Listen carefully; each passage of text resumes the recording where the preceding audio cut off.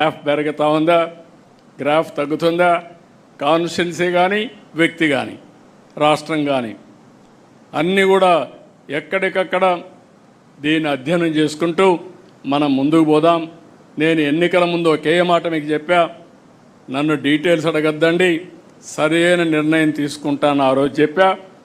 ఆ రోజు నన్ను నమ్మారు, ఎవరు క్వశ్చన్ చేయలేదు.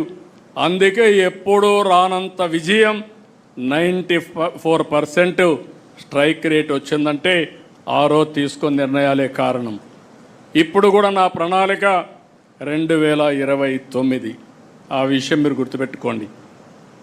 1 ఇయర్ అయింది. నేను అందుకే పాంప్లెట్ వేసినప్పుడు కూడా పెట్టాను, సుపరిపాలనలో తొలి అడుగు 4.1 అంటే 4వసారి ముఖ్యమంత్రి, మొదటి సంవత్సరం. ఇప్పుడు 2వ సంవత్సరం మీటర్ స్టార్ట్ అయింది, అప్పుడే 1 మంత్ అయిపోయింది. I'm calculating month, day, hour and year.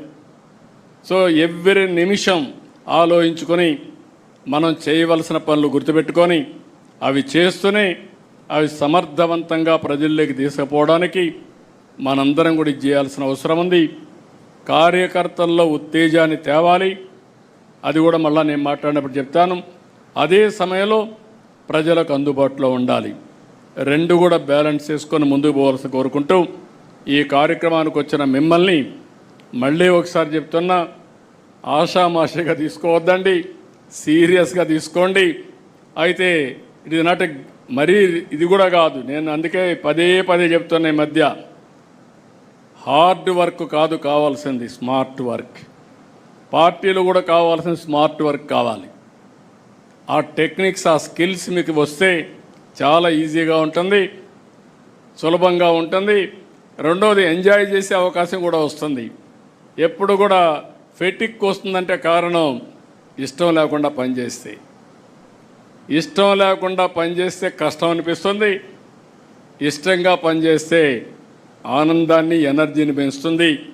ఈ విషయం కూడా మీరు గుర్తుపెట్టుకోవాల్సిందిగా మరొక్కసారి కోరుకుంటూ, ఆ దిశగా సుపరిపాలనలో తొలి అడుగు గ్రాండ్ సక్సెస్ అయ్యేటిగా 30 days.